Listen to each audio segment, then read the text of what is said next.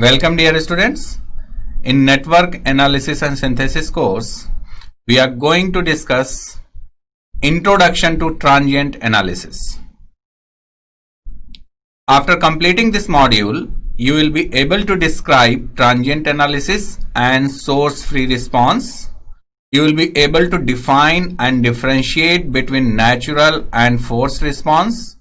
You will be able to describe initial and final conditions in the circuit elements, and you will also be able to describe particular integral and complementary function of a differential equation.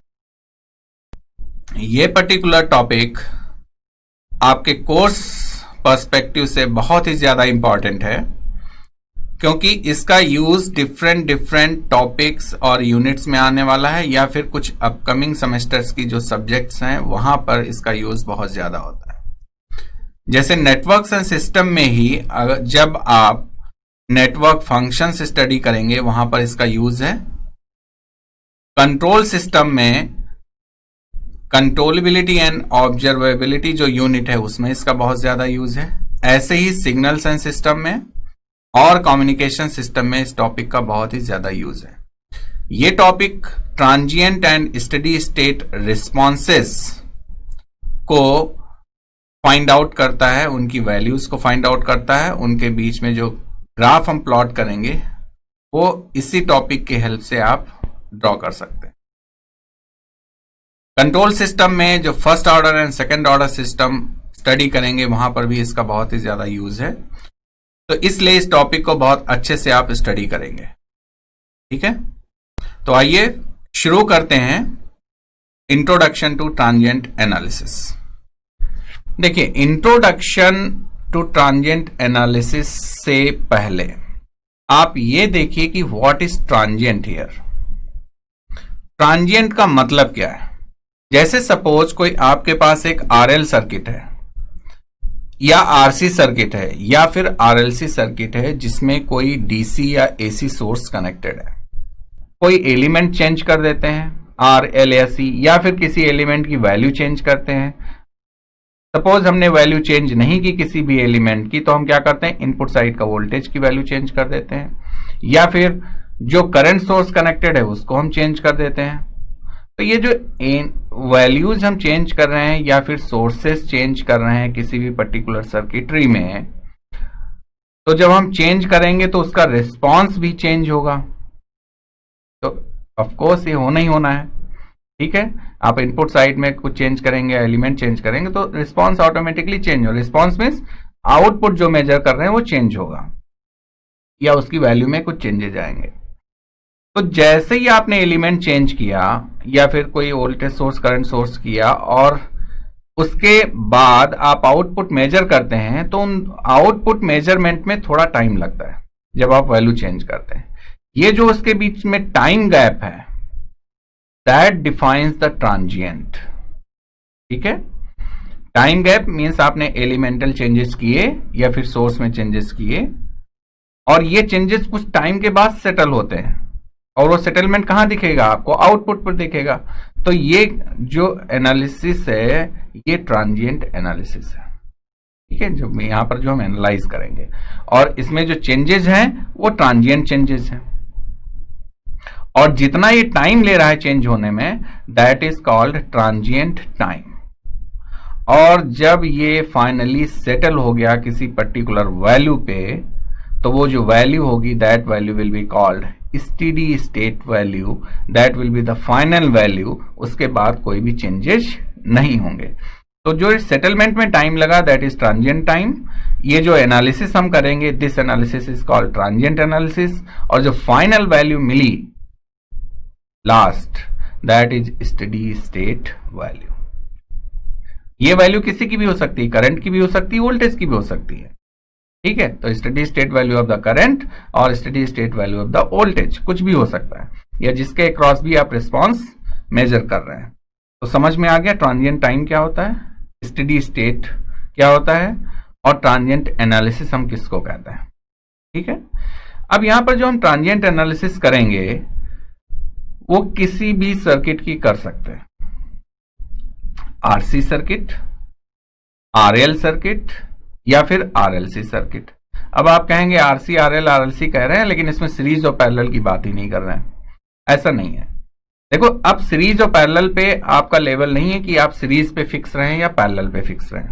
Series parallel तो basic electrical में निकल गया, या जब आपने basic circuit theory पढ़ी तो वहां सीरीज और पैरेलल को आपने डिस्कस कर लिया।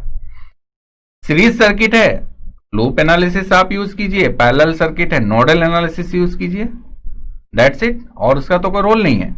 कंसेप्ट आपको लगाना है ट्रांजिएंट एनालिसिस का, ठीक है। तो ये तो हो गई एक बात। अब इसमें जो हम ट्रांजिएंट एनालिसिस डिस्कस करेंगे वो डीसी सोर्स के लिए भी डिस्कस करेंगे और हम एसी सोर्स के लिए भी डिस्कस करेंगे।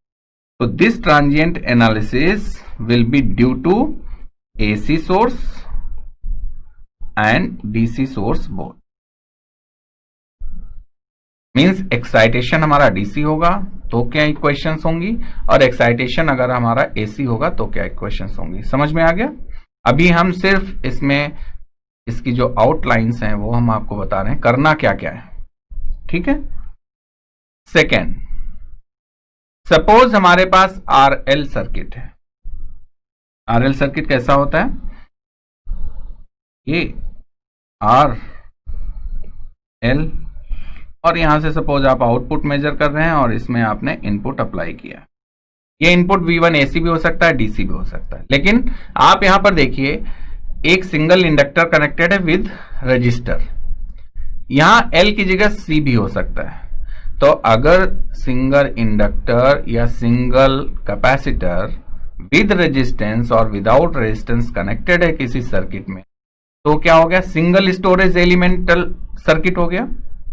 वो सर्किट कैसा है, सिंगल स्टोरेज सर्किट है, ठीक है, सिंगल एनर्जी स्टोरेज सर्किट। क्योंकि L क्या है, एनर्जी स्टोरिंग डिवाइस है, और C क्या है, एनर्जी स्टोरिंग डिवाइस है। अब इसमें होगा क्या, अगर single storage element, energy storage element connected है किसी सर्किट में, तो उस सर्किट का ऑर्डर कितना होगा। ऑब्जेक्टिव टाइप क्वेश्चन किसी भी कॉम्पिटेटिव एग्जाम में आ सकता है। उस सर्किट का ऑर्डर होगा फर्स्ट ऑर्डर सर्किट, यानी कि एक एनर्जी स्टोरिंग एलिमेंट किसी सर्किट में है तो उस सर्किट का ऑर्डर क्या होगा, फर्स्ट ऑर्डर। कुछ भी कैलकुलेट करने की जरूरत नहीं है। जनरली होता है कि हम इक्वेशंस लिखने लगते हैं, फिर उसका लाप्लास ट्रांसफॉर्म लेते हैं, फिर उसको हम टोटल सॉल्व करते हैं, फिर देखते हैं उस इक्वेशन का ऑर्डर कितना आ रहा है। कुछ भी करने की जरूरत नहीं है। अगर सिंगल एनर्जी स्टोरिंग एलिमेंट है उस सर्किट में तो उसका ऑर्डर 1। अब सपोज यहां पे L भी कनेक्टेड है और पैरेलल में या सीरीज में कहीं C भी कनेक्टेड है, तो कितने एनर्जी स्टोरिंग एलिमेंट हो गए, 2 एनर्जी स्टोरिंग एलिमेंट हो गए, L और C।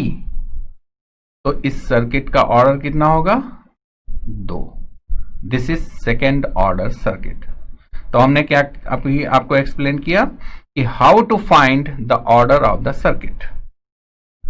अब जैसे हमने देख लिया कि इसका फर्स्ट ऑर्डर है या ये सेकेंड ऑर्डर का सर्किट है, तो हम कह सकते हैं कि जो इसमें इक्वेशंस फॉर्म होंगी, बी स्पेसिफिक, अगर इसमें हम कहें इक्वेशंस कौन सी होनी, तो इसमें हम जो इक्वेशंस सॉल्व करने जा रहे हैं दैट इज डिफरेंशियल इक्वेशंस।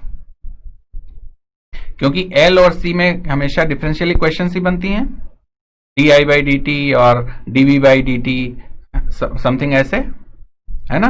तो इसमें हम डिफरेंशियल इक्वेशंस फॉर्म करने जा रहे हैं। तो अगर सिंगल स्टोरेज एलिमेंट है तो फर्स्ट ऑर्डर सर्किट है, मींस उसमें जो इक्वेशन होगी वो फर्स्ट ऑर्डर डिफरेंशियल इक्वेशन होगी, ठीक है।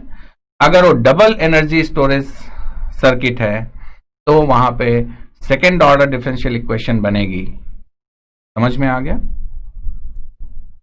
Right, okay. अब डिफरेंशियल इक्वेशंस के सॉल्यूशंस को हम कैसे फाइंड आउट करते हैं, ठीक है, तो वो हम अब देखने जा रहे हैं, आपको उस पर फोकस करना है।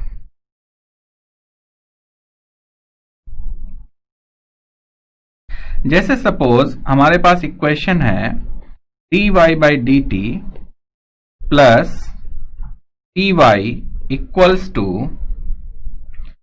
समथिंग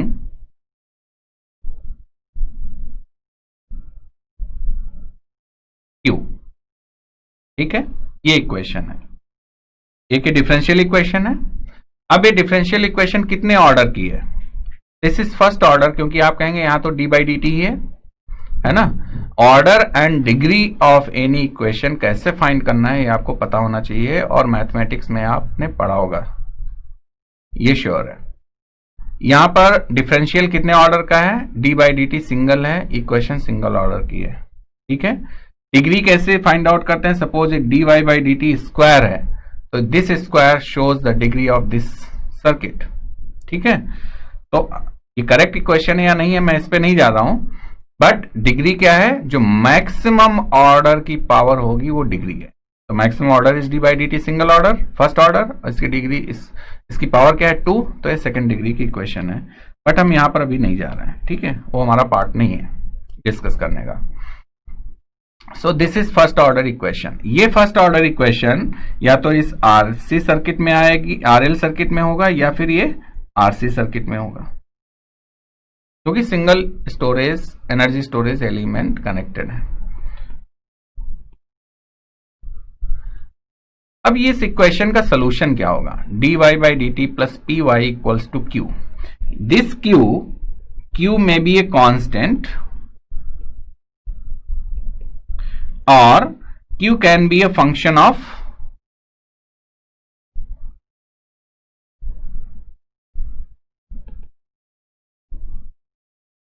t, ये t का फंक्शन भी हो सकता है, ठीक है, और यह कांस्टेंट भी हो सकता है।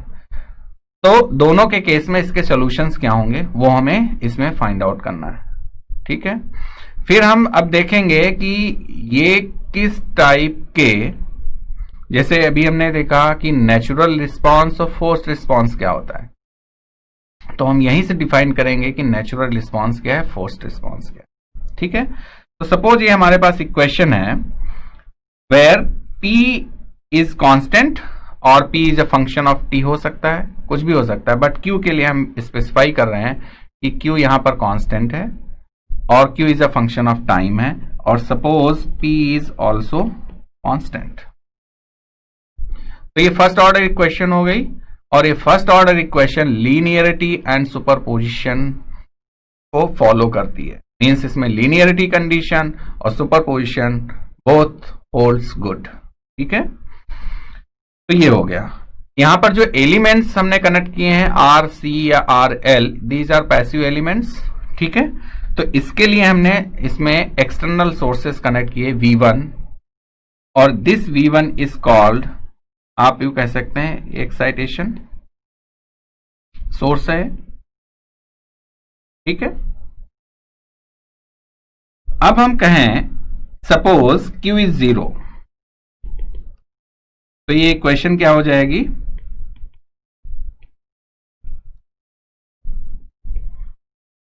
dy by dt plus py equals to 0, suppose this is equation number 2।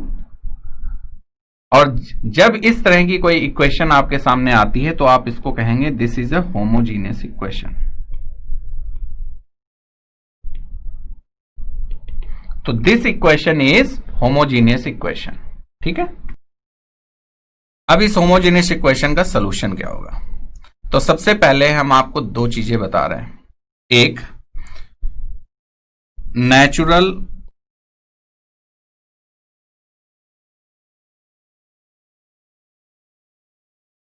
Response. ये जो होमोजेनियस इक्वेशन है इसका जब आप सॉल्यूशन फाइंड करेंगे तो जो आउटपुट आएगा, जो रिस्पॉन्स आएगा, that will be the natural response. Means natural response आप कहां फाइंड करेंगे, जो होमोजेनियस इक्वेशन आएंगी, लेकिन उसकी कंडीशन क्या होगी। तो first note down the definition of the natural response.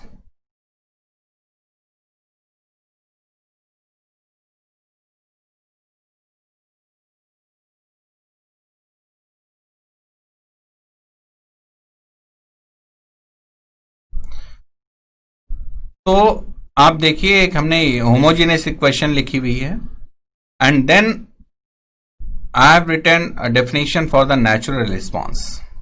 This homogeneous equation is related to the natural response. कैसे, अगर इस होमोजेनियस इक्वेशन का हम सोल्यूशन फाइंड आउट करें तो सोल्यूशन क्या होगा, y equals to something, means y तो यहां पर एक आउटपुट पैरामीटर है, तो y एक रिस्पॉन्स है जिसकी हम वैल्यूज फाइंड आउट करेंगे। अब वो सोल्यूशन जो रिस्पॉन्स आएगा that will be a natural response. क्यों? नेचुरल रिस्पॉन्स की डेफिनेशन क्या है? It is the system's response to initial conditions with all external forces set to zero. अब आप देखिए यहां पर हमने किसको जीरो कर दिया? Q is a function of time. Q can be any source, voltage source भी हो सकता है, करंट सोर्स भी हो सकता है, बट क्यू जीरो हो गया। तो वोल्टेज सोर्स अगर जीरो हो गया मींस हमने उसको शॉर्ट कर दिया, करंट सोर्स जीरो हो गया इसका मतलब हमने उसको ओपन कर दिया। तो हम यहां लिख सकते हैं, इसको लिख सकते हैं कि ये शॉर्ट है। तो यहां पर हमने Q को जीरो कर दिया। Q कुछ भी हो सकता है, वोल्टेज सोर्स भी हो सकता है, करंट सोर्स भी हो सकता है। तो इसलिए हमने लिखा कि this would be the response of the circuit with initial conditions. With initial conditions, mind it, means आपको जो भी सर्किट की इनिशियल कंडीशंस हैं वो कंसीडर करनी ही करनी है। अब इनिशियल कंडीशंस क्या होती हैं हम उस पर आएंगे अभी वापस। With all the independent voltage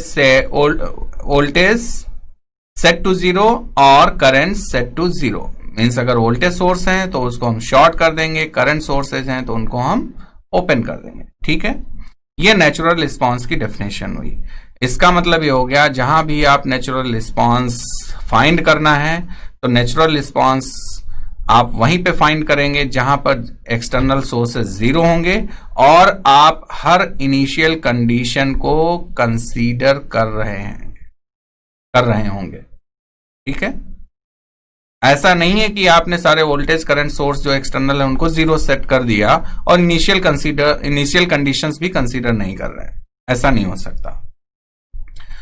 तो एक लाइन में अगर हम आपसे कहें तो नेचुरल रिस्पॉन्स में इनिशियल कंडीशंस को आपको कंसीडर करना है और जितने भी एक्सटर्नल सोर्सेज हैं उनको जीरो करना है, रिमूव कर देना है। रिमूव करने का मतलब वोल्टेज सोर्स को शॉर्ट, करंट सोर्स को ओपन। ठीक है, तो natural response is related with the initial conditions, right. अब इस जो इक्वेशन नंबर 2 है, इस इक्वेशन 2 का सोल्यूशन क्या होगा?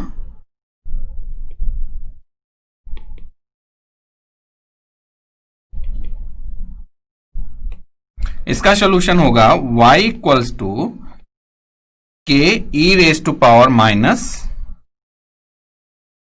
pt, where k is any constant।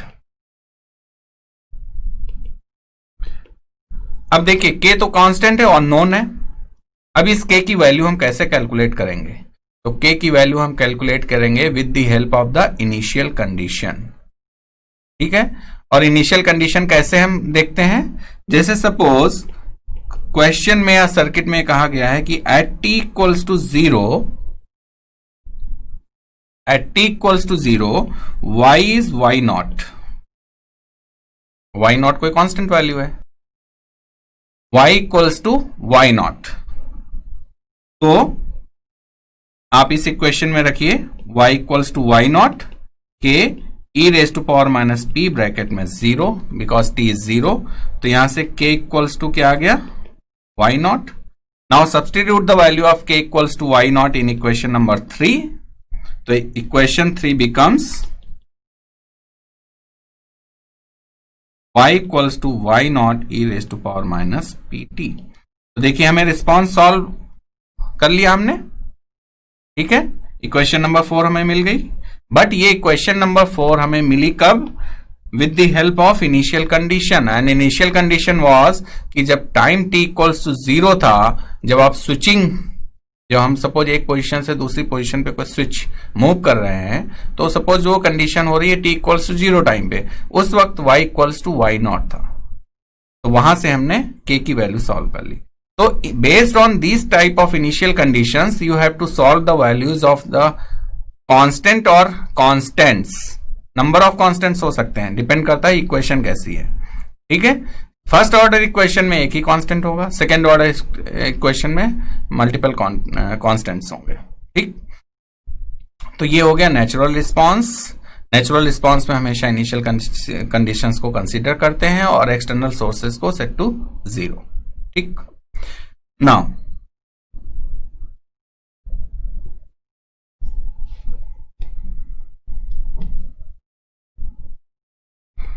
if q is not equal to 0 and q is a function of time। और q function of time होने करने का मतलब क्या है कि ये या तो ये वोल्टेज सोर्स होगा जो टाइम पे डिपेंड कर रहा है, या फिर एक करंट सोर्स होगा जो टाइम पे डिपेंड कर रहा है, या सिंपली कह रहे हैं q कोई एक्साइटेशन सोर्स है, ऐसा भी कह सकते हैं।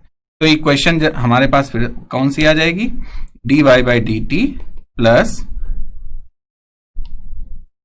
P Y equals to Q. ये इक्वेशन अगेन सेम इक्वेशन है क्योंकि क्यू प्रेजेंट है। अब यहां पर कंसेप्ट आता है, ये फर्स्ट ऑर्डर इक्वेशन है, फर्स्ट ऑर्डर डिफरेंशियल इक्वेशन है, तो इसमें एक कंसेप्ट आता है कॉम्प्लीमेंट्री फंक्शन और पर्टिकुलर इंटीग्रल।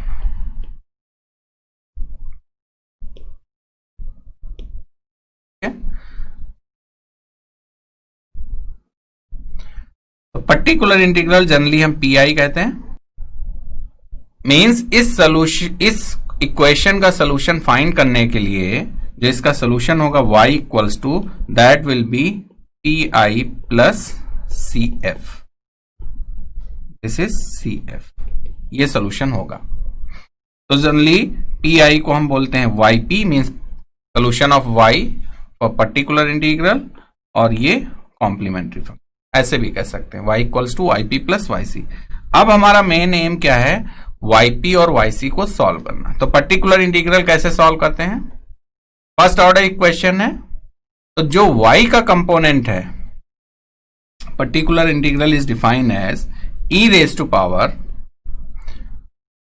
यहां पे जो y का कॉफिशिएंट है, y का कॉफिशिएंट क्या है p, ठीक है, डिफरेंशियल पार्ट की हम बात नहीं कर रहे हैं, जहां पर y है उसका कॉफिशिएंट क्या है p, जो भी यहां पर कॉफिशिएंट होगा उसको आप क्या करेंगे, e रेज टू पावर, इसमें अगर वो फंक्शन ऑफ t है तो ठीक, कांस्टेंट है तो ठीक, उसको इंटीग्रेट करेंगे विद रिस्पेक्ट टू t। तो e raise to power p dt is particular integral, ठीक है। तो पर्टिकुलर इंटीग्रल हमें सॉल्व करना होगा, हम ऐसे सॉल्व कर लेंगे। कॉम्प्लीमेंट्री फंक्शन पे हम दोबारा आएंगे अभी थोड़ी देर में, ठीक। तो इसका जो नेट सोल्यूशन होगा, जनरली हम सोल्यूशन लिखते कैसे हैं, सोल्यूशन लिखते हैं y सॉल्व करना है, multiplied by particular integral equals to integration q times particular integral dt plus k। तो हम इसको लिख सकते हैं ऐसे, y इक्वल्स टू यहां पे 1 अपॉन पर्टिकुलर इंटीग्रल, या फिर इसका इनवर्स यू कहें तो आप ऐसे भी लिख सकते हैं। और पर्टिकुलर इंटीग्रल है क्या इस केस में, e रेज टू पावर, अगर e raise to power t on this side तो e raise to power minus P T हो जाएगा। पहले चलो इसको हम एक्सप्लेन कर देते हैं। Particular integral is e raise to power p dt equals to q,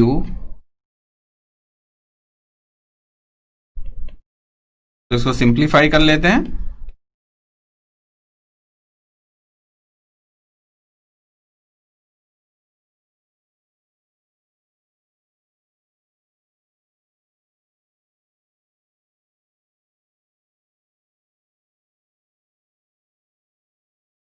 so this is the solution. अब आप यहां पर देखिए कि इसके दो पार्ट हो गए, एक ए पार्ट है और एक ए पार्ट। इस इक्वेशन के दो पार्ट हो गए, तो एक इसमें कॉम्प्लीमेंट्री फंक्शन वाला पार्ट है और एक पर्टिकुलर इंटीग्रल वाला पार्ट है, ठीक है। अब आप देखिए इसमें कौन सा कॉम्प्लीमेंट्री फंक्शन होगा, कौन सा पर्टिकुलर इंटीग्रल होगा। तो सेकेंड पार्ट के E raise to power minus P D T is complementary function, and this is particular integral solution।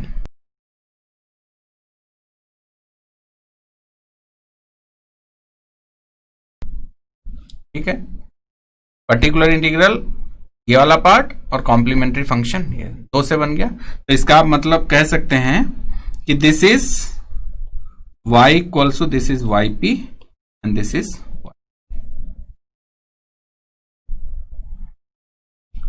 Right. हमें मिल गया पर्टिकुलर इंटीग्रल और कॉम्प्लीमेंट्री सोल्यूशन। अब इसको डिफरेंशिएट कैसे करेंगे कि पर्टिकुलर इंटीग्रल हम इसको ही क्यों कहेंगे, इसको क्यों नहीं कहेंगे। देखिए, कॉम्प्लीमेंट्री फंक्शन में हमेशा कोई कांस्टेंट होगा और वो कांस्टेंट किसी भी इनिशियल कंडीशन से सॉल्व होके आएगा। तो कॉम्प्लीमेंट्री फंक्शन में हमेशा एक कांस्टेंट होगा और वो इनिशियल कंडीशंस की हेल्प से हम सॉल्व करेंगे, देन सब्स्टिट्यूट करेंगे, तो कॉम्प्लीमेंट्री फंक्शन का पार्ट वहां से डिफाइन हो जाएगा।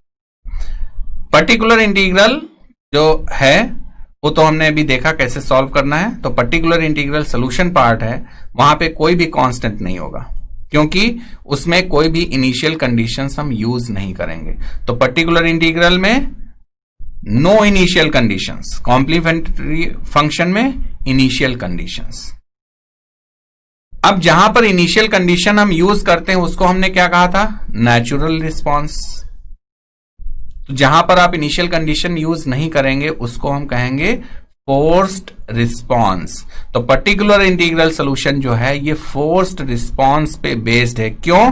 क्योंकि here Q is the function of time और Q डिनोट्स वोल्टेज सोर्स और करंट सोर्स। ठीक है, तो ये Q किसी ना किसी सोर्स को रिप्रेजेंट कर रहा है, किसी ना किसी एक्साइटेशन को रिप्रेजेंट कर रहा है, इसलिए इसमें इनिशियल कंडीशंस यूज नहीं होंगी। तो फोर्स्ड रिस्पॉन्स जनरली डिफाइन हम कैसे करते हैं, where all the initial conditions are set to zero. The response where all the initial conditions are set to zero and excitation sources are taken into the picture। ठीक है, तो हमने दोनों responses को आपको एक्सप्लेन किया। नेचुरल रिस्पॉन्स जो आपको समझ में आ गया, फोर्स्ड रिस्पॉन्स इज जहां पर हम कोई भी इनिशियल कंडीशंस को यूज नहीं करते हैं, मींस इनिशियल कंडीशन सभी जीरो होंगी। फोर्स्ड रिस्पॉन्स, ये डिफरेंस क्लियर होना बहुत जरूरी है, अदरवाइज बहुत सारी प्रॉब्लम्स हो जाती। फोर्स्ड, आपको कोई एक ऐसा सोर्स जो कुछ करने के लिए फोर्स कर रहा है, जैसे हमने वोल्टेज सोर्स लगाया, तो वोल्टेज सोर्स क्या करेगा, अपनी एनर्जी सप्लाई करेगा, और जब एनर्जी सप्लाई करेगा तो आपको कुछ ना कुछ परफॉर्म करना है। ठीक है, आप या तो उस एनर्जी को हेल्प करें या एनर्जी को अपोज करें, लेकिन कुछ ना कुछ तो करना पड़ेगा। तो फोर्स मींस एक्साइटेशन सोर्सेज हैं, कोई भी इनिशियल कंडीशंस नहीं है। ठीक है, तो very simple definition, it is the system's response to an external stimulus means excitation source with zero initial conditions. तो यहां पर अगर आपके पास कोई नेचुरल रिस्पॉन्स और फोर्स रिस्पॉन्स से रिलेटेड या फिर फर्स्ट ऑर्डर इक्वेशन के सोल्यूशन से रिलेटेड अगर कोई क्वेरीज हैं, कोई डाउट्स हैं, तो आप पूछ सकते हैं। जो है उसको स्टेडी रिस्पॉन्स भी बोल सकते हैं। वेल जागृति, यहां पर स्टेडी स्टेट रिस्पॉन्स अभी हमने डिस्कस नहीं किया है, फिर भी आपने क्वेश्चन पूछा तो हम आपको रिप्लाई देते हैं इसका। देखिए, फोर्स्ड रिस्पॉन्स को स्टेडी स्टेट रिस्पॉन्स से आप रिलेट नहीं कर सकते। वो इसलिए नहीं कर सकते क्योंकि ये तो टाइम डिपेंडेंट है, ये अभी किसी ना किसी टाइम पे वेरी कर रहा है। ये सिर्फ इनिशियल कंडीशंस पे डिपेंड नहीं करता है। तो इनिशियल कंडीशन पे डिपेंड नहीं करता है, बट इसमें वेरिएशंस हैं, मीन से इसकी वैल्यू कम भी हो सकती, ज्यादा भी हो सकती, depending on the times. Steady state response is something जो कि एक लिमिट पे जाके फिक्स हो जाता है, उसका लेवल फिक्स हो जाता है, वो फर्दर वेरी नहीं करता है, ना राइज करता है ना डाउन जाता है। ठीक है, तो जब हम स्टेडी स्टेट रिस्पॉन्स को एक्सप्लेन करेंगे तब आप देखेंगे कि वो फोर्स रिस्पॉन्स से थोड़ा डिफर करता है। यहां पर कोई भी रिस्पॉन्स हो, चाहे नेचुरल रिस्पॉन्स हो या फिर फोर्स रिस्पॉन्स हो, वो स्टेडी स्टेट रिस्पॉन्स हो सकता है या फिर ट्रांजिएंट रिस्पॉन्स हो सकता है, वो इससे डिफरेंट पार्ट है।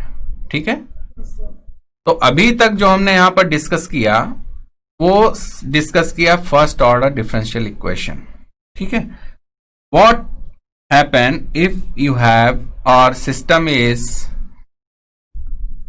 Means giving you the second order differential equation. तो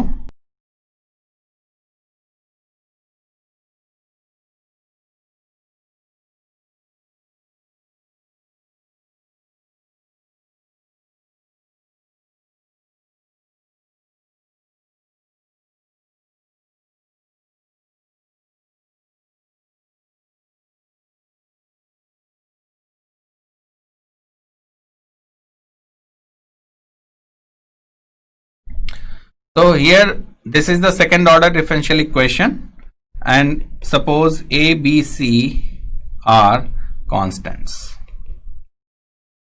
ठीक है, तो इस सेकेंड ऑर्डर डिफरेंशियल इक्वेशन का सोल्यूशन क्या होगा हम बाद में देखेंगे जब लाप्लास ट्रांसफॉर्मेशन इस इन इक्वेशंस में इनकॉर्पोरेट करेंगे, तब देखेंगे कि इनका जो सोल्यूशन फाइंड करना कितना इजी हो जाता है। लेकिन अभी टाइम डोमेन में इसका सोल्यूशन क्या होगा, सेकेंड ऑर्डर इक्वेशन है, ठीक है।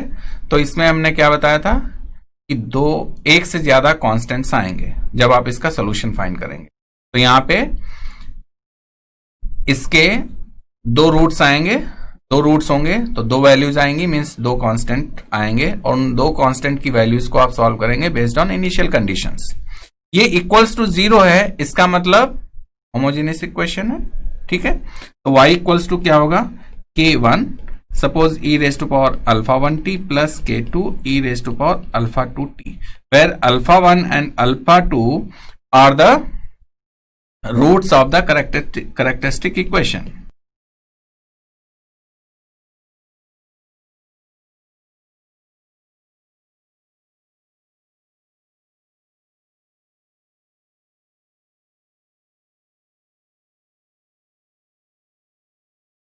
ठीक है, अब कैरेक्टरिस्टिक इक्वेशन का मतलब हो गया कि अगर सपोज हमने यहां पर लिखा dy बाई dt को हमने एक रिप्लेस कर दिया n से, ठीक है। तो ये इक्वेशन क्या हो जाएगी, am square plus bm plus c equals to 0।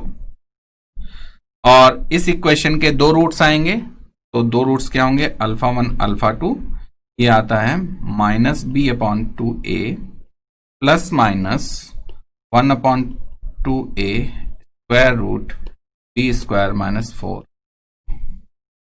तो depending on the values of a b c you will have means alpha 1 alpha 2 और आप उनको सब्सटीट्यूट करेंगे y में, तो y equals to k1 e raise to power alpha 1t, उसकी value मिल जाएगी, e raise to power alpha 2t की वैल्यू मिल जाएगी।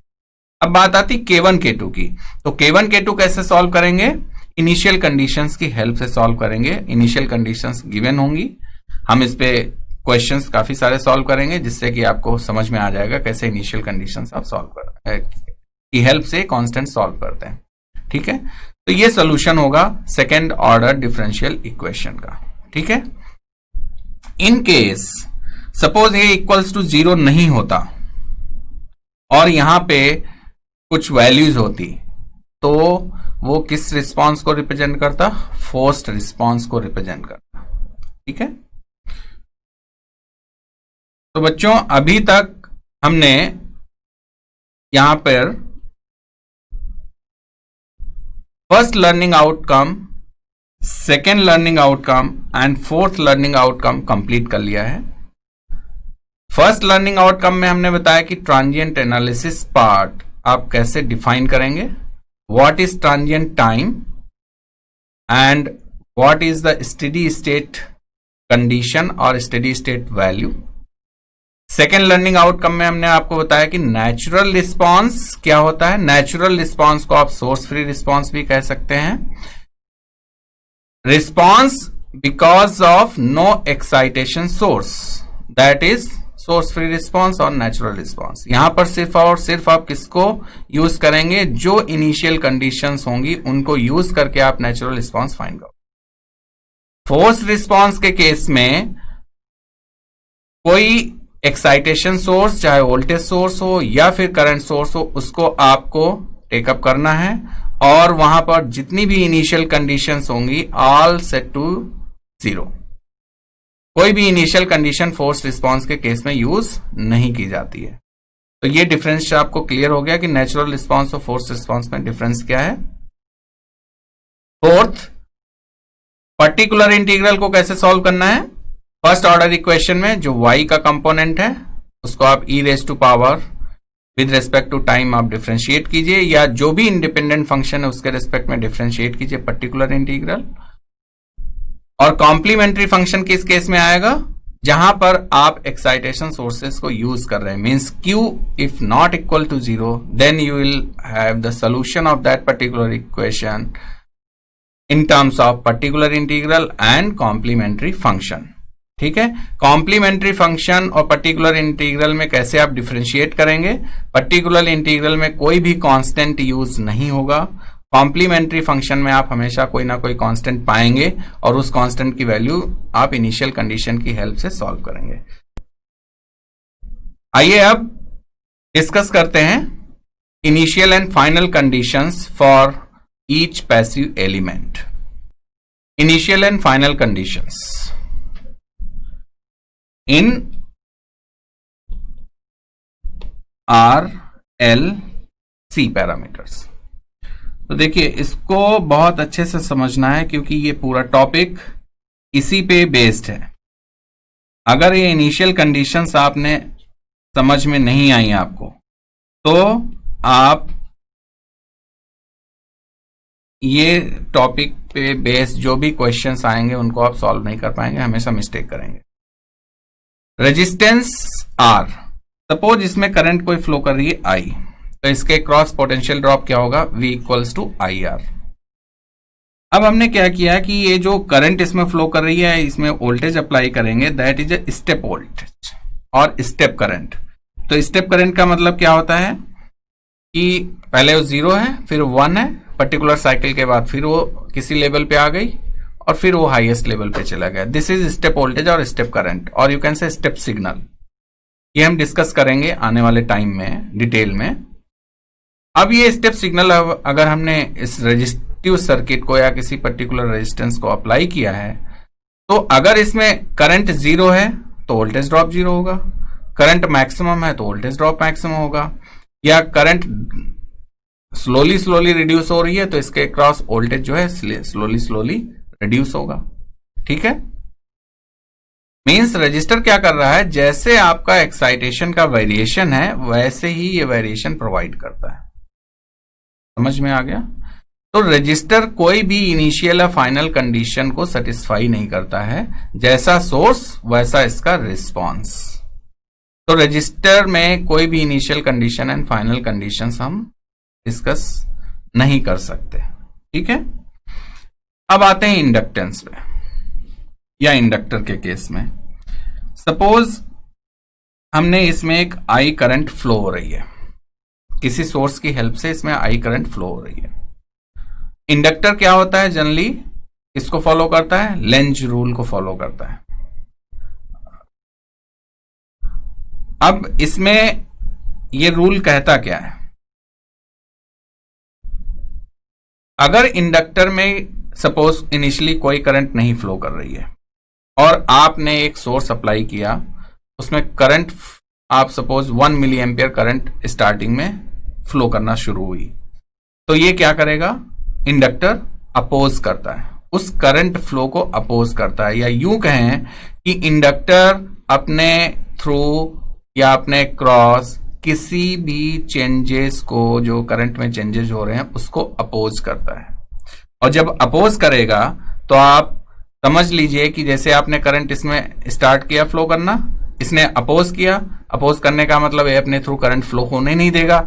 और जब कहीं भी किसी भी सर्किटरी में करंट नहीं फ्लो करती है तो वो सर्किटरी कैसे बिहेव करती है? Open circuit. करंट नहीं फ्लो कर रही मीन्स वो ओपन सर्किट होगा, तभी तो करंट नहीं फ्लो कर रही है। शॉर्ट सर्किट होता तो करंट तो मैक्सिमम फ्लो होती। तो इनिशियली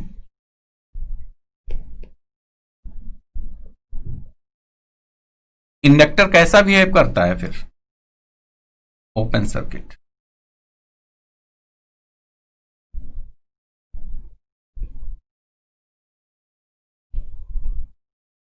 समझ में आया? एक बार मैं फिर रिपीट कर रहा हूं क्योंकि बहुत इंपॉर्टेंट है। इसमें कोई करंट आपने फ्लो करना स्टार्ट किया, कोई भी एक्साइटेशन सोर्स आपने कनेक्ट किया और उसने एक करंट को इसमें इंट्रोड्यूस किया। ये क्या करेगा? इंडक्टर का बिहेवियर होता है इनिशियली कोई भी चेंजेस, क्योंकि ये इनर्शिया ब्रेक करना नहीं चाहता, जिस स्टेट में है उसी स्टेट में रहना चाहता है, तो इनिशियली ये करंट फ्लो को अपोज करेगा। अपोज करने का मतलब है कि इसमें कोई भी करंट इनिशियली फ्लो नहीं करेगी। तो जहां किसी भी सर्किट में, किसी भी वायर में अगर करंट फ्लो नहीं कर रही है, इसका मतलब वहां पे ओपन सर्किट है। तो initially inductor behaves as open circuit. समझ में आ गया? अब हमने क्या किया, मुझे भी ऐसा गुस्सा आया कि ये कब तक फ्लो नहीं करने देगा, देखते हैं कब तक फ्लो नहीं करने देगा। तो हमने क्या किया कि वो सोर्स को, जो एक्साइटेशन सोर्स हमने 12 वोल्ट या 15 वोल्ट जो भी कनेक्ट कर रखा था, वो कनेक्ट रहने दिया और हमने कहा कि देखते हैं कितने टाइम तक ये अपोज करता रहेगा।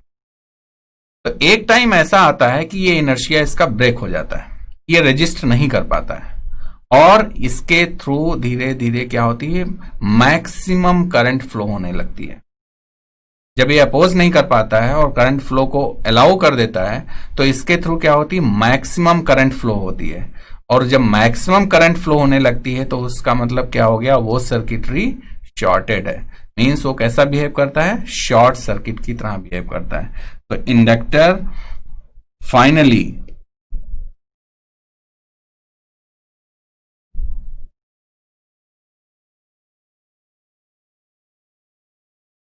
बहुत ही सिंपल लैंग्वेज मैंने एक्सप्लेन किया आपको। रूल वही है, इनिशियली इनर्शिया ब्रेक नहीं करता है, जब इसका इनर्शिया ब्रेक करता है, हो जाता है, तो ये मैक्सिमम करंट अलाउ करता है और मैक्सिमम तभी फ्लो होगा जब ये शॉर्ट सर्किट की तरह बिहेव करेगा। सिमिलरली हम कैपेसिटर के केस में देखते हैं। कैपेसिटर क्या होता है, ये एक पैरेलल प्लेट कैपेसिटर है, ठीक है। ये किसी वोल्टेज सोर्स से अगर सपोज हमने कनेक्ट कर दिया, तो इनिशियली क्या है, कैपेसिटर अनचार्ज्ड है या ये डिस्चार्ज कंडीशन में है, इस पे कोई भी चार्ज नहीं है।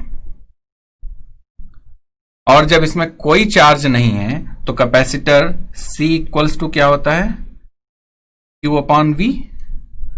व्हेन Q इक्वल्स टू 0 तो C equals to 0, Q equals to C, sorry,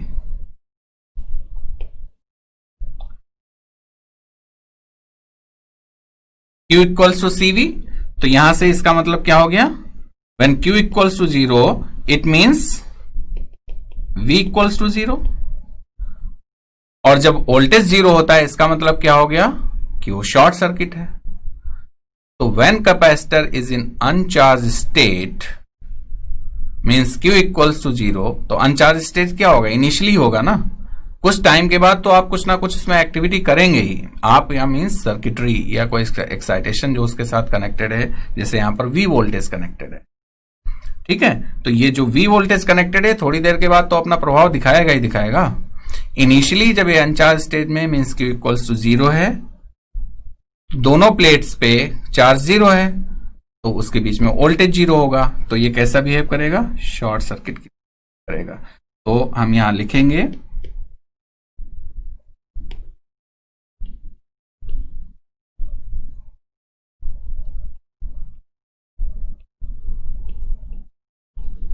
short circuit. अब क्या होगा, जैसे हमने वोल्टेज सोर्स अप्लाई किया, after t equals to 0 second, ये जो V वोल्टेज सोर्स हमने कनेक्ट किया है, ये धीरे धीरे क्या करेगा, ये जो कैपेसिटर की प्लेट्स हैं इनको चार्ज करने लगेगा, ठीक है। तो यहां पे कुछ चार्ज इकट्ठा होने लगेगा। और ये चार्ज किस लिए आता है, ये जो एक्सटर्नल वोल्टेज सोर्स है इसकी अपनी एक इलेक्ट्रिक फील्ड होती है, ठीक है। तो इसकी जो इलेक्ट्रिक फील्ड होगी उसके वजह से इन प्लेट्स पे चार्ज स्टोर होना शुरू हो जाता है। तो अगर इस प्लेट पे प्लस चार्ज स्टोर होगा तो यहां पे क्या होगा, माइनस चार्ज। तो धीरे धीरे धीरे धीरे ये कैपेसिटर चार्ज होने लगता है। आफ्टर सम टाइम होगा क्या कि जो वोल्टेज सोर्स हमने अप्लाई किया था उसका जो अपना, उसकी जो अपनी कैपेसिटी थी उसके इक्विवेलेंट इसने कैपेसिटर की प्लेट्स को चार्ज अप कर दिया। तो उसके इक्विवेलेंट जब चार्ज कर दिया तो इस प्लेट पे जो चार्ज है और इस प्लेट पे जो चार्ज है वो इक्वल हो गया। इन दोनों प्लेट के अपने पोटेंशियल इक्वल हो गए। जब इन दोनों प्लेट्स के अपने पोटेंशियल इक्वल हो गए, इसका मतलब जो इसकी इनसाइड इलेक्ट्रिक फील्ड है और जो वोल्टेज सोर्स की एक्सटर्नल इलेक्ट्रिक फील्ड है, दोनों इक्वल एंड अपोजिट हो गई।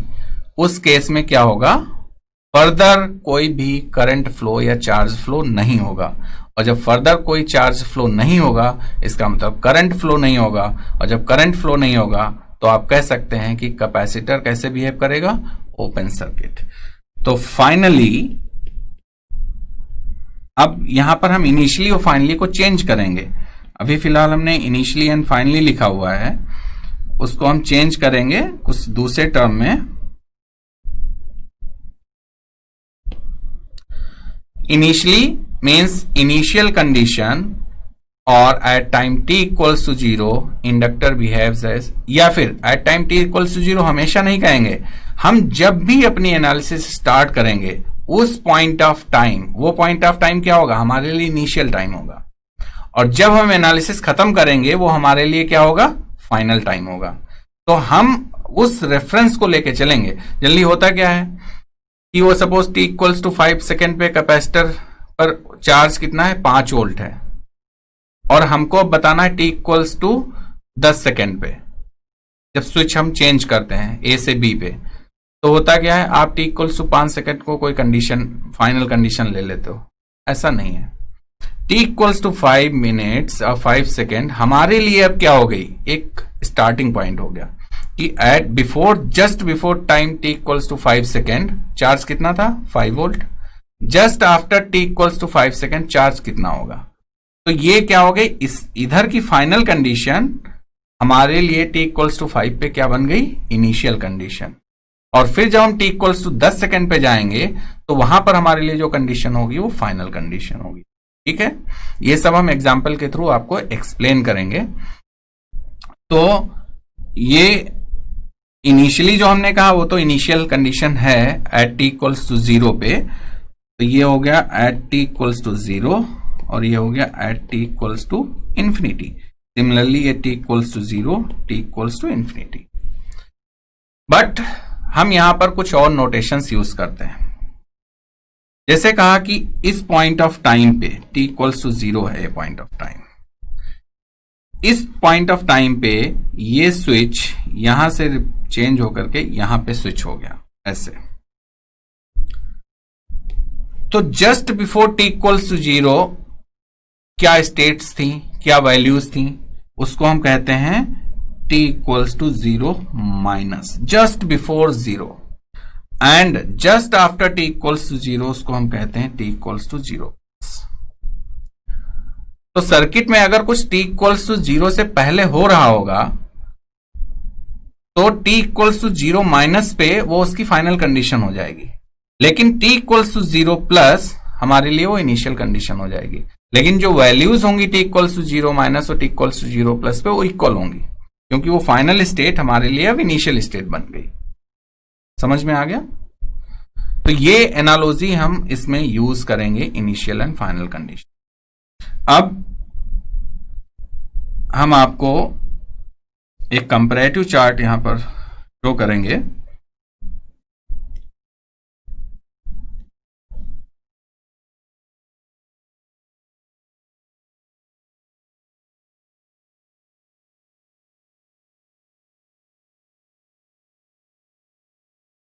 तो आप देखिए यहां पर हमने at t equals to 0, at t equals to infinity हमने फाइनल एलिमेंट्स को ड्रॉ किया है। सपोज ये गिवन एलिमेंट्स हैं, मींस ये एलिमेंट्स हैं और ये इनिशियल स्टेट और फाइनल स्टेट में इनके क्या रिप्रेजेंटेशंस होंगे। तो एट t इक्वल्स टू 0 हो या t इक्वल्स टू इनफाइनाइट हो, रजिस्टर एज इट इज रहता है, जो भी उसमें आप फ्लो करेंगे या आप अप्लाई करेंगे वो एज इट इज अलाउ कर देगा। इंडक्टर, अगर प्योर इंडक्टर है, इनिशियली उसमें कोई भी करंट नहीं है, क्योंकि ये एनर्जी स्टोरेज डिवाइस है, एनर्जी स्टोरेज ये एलिमेंट है, तो ये क्या करता है, एनर्जी स्टोर करता है in the form of current. ठीक है, तो अगर इसमें कोई इनिशियल करंट नहीं है, इसलिए हमने उस पर कोई आई नॉट वगैरह नहीं शो कर रखा है, तो इनिशियली ये कैसे बिहेव करेगा, ओपन सर्किट, फाइनली कैसे बिहेव करेगा, शॉर्ट सर्किट। ठीक है, और यहां पर ये इंडक्टर जो है, इसमें हम आप देखिए कि इसमें इनिशियल करंट कितनी है, आई नॉट इसमें करंट है। तो इनिशियली ये इंडक्टर करता क्या है, ओपन सर्किट होता है, बट ये जो इनिशियल करंट है वो एज इट इज प्रेजेंट रहेगी। तो यहां पर आप इसको लिख सकते हैं आई नॉट। और फाइनली ये शॉर्ट सर्किट का बिहेव करता है, लेकिन जो इनिशियल कंडीशन है वो एज इट इज रहने वाली है। Capacitor initially short circuit behave करता है, अगर वो अनचार्ज स्टेज में है तो short circuit, finally open circuit. अगर उस पर कोई इनिशियल वोल्टेज है, यहां पे चार्ज स्टोर है in the form of voltage, तो इनिशियली चूंकि शॉर्ट सर्किट है तो शॉर्ट सर्किट में ये जो वोल्टेज इनिशियली था वो एज इट इज रहेगा पिक्चर में। फाइनली ये वोल्टेज सोर्स तो रहेगा क्योंकि ओपन सर्किट के केस में वोल्टेज प्रेजेंट रहता है, बट ये कैसा बिहेव करेगा, ओपन सर्किट। तो यहां पे voltage source as it is present रहेंगे। तो this is all about initial and final condition. तो अभी हमने यहां पे लर्निंग आउटकम 3 कंप्लीट किया है, कैसे initial and final condition circuit elements में आप डिफाइन करेंगे।